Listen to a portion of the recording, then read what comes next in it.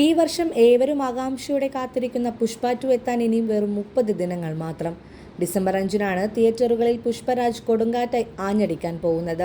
തെലങ്കാനയുടെ മണ്ണിൽ നിന്നും പുഷ്പരാജിനെ കേരളത്തിലെത്തിക്കാൻ കച്ചമുറുക്കിയിരിക്കുകയാണ് E4 entertainments. Cinema ഇറങ്ങുന്നതിന് ഒരു മാസം മുമ്പേ കേരളത്തിലെ പുഷ്പ 2 ഫാൻ ഷോ ടിക്കറ്റുകൾ വിറ്റുതീർന്നിരിക്കുകയാണ്.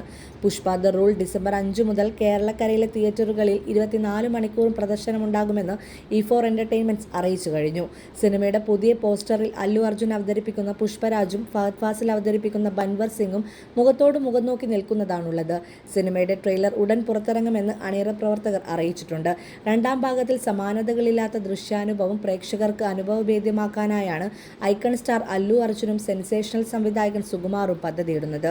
ആദ്യ ഭാഗത്തിന്റെ അപാരമായ ജനപ്രീതിയെ തുടർന്ന് icon star Allu Arjun title റോളിൽ എത്തുന്ന രണ്ടാം ഭാഗവും ഒരു വലിയ ബോക്സ് ഓഫീസ് പ്രതിഭാസമാകുമെന്നാണ് ആരാധകരുടെ പ്രതീക്ഷ.